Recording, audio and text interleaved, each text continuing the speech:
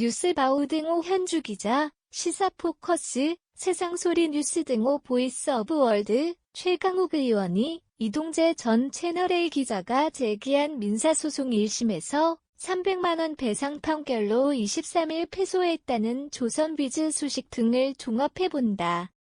허위사실 유포에 따른 손해배상 소송에서 패소한 바람에 최 의원은 체면이 좀 구긴 데다가 판결 확정 후 페북에 7일간 정정뭉개제 명령도 떨어져 민주당 정부 때와는 달라진 정치사회 분위기로 다소 위축되지 않을까 싶다. 소위 채널A 사건에는 소송 당사자들 외에 이철 전 밸류인베스트 코리아 빅테프 제보자 엑스지모 씨 유시민 전 이사장 그리고 한동훈 장관 등이 등장한다. 최 의원이 2020년 4월 페북에 올린 편지와 녹취록상 채널A 기자 발언 유지 글이 문제가 되었다. 채널A 기자가 이철 빅 대표님 사실이 아니라도 좋다. 당신이 살려면 유시민에게 돈을 주었다고 해라. 그러면 그것으로 끝이다. 다음은 우리가 알아서 한다는 내용이었다. 말도 안 되는 일기자 인격살인 증언으로 이 기자가 반발했고 도둑이 몽둥이 들고 설치는 상황이라 반격했던 소송전에서 그나마 2억 원 손배 청구가 300만 원으로 결정되어 다행이다 싶다.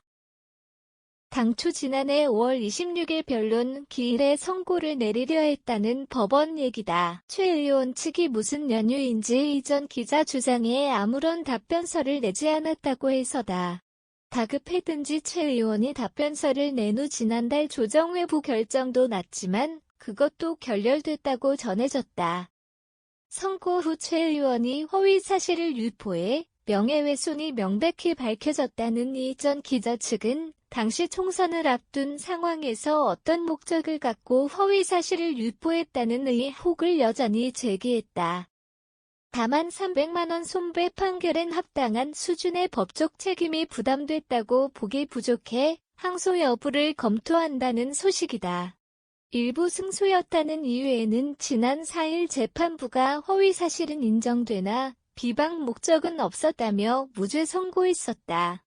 이와 관련해 지난 4월 검찰은 한동훈 장관과 MBC 기자 등은 무혐의 처분했고 강요미수 혐의로 기소된 이동재 전 기자는 지난해 7월 1일 무죄 선고받았지만 현재 항소심의 진행 중이다.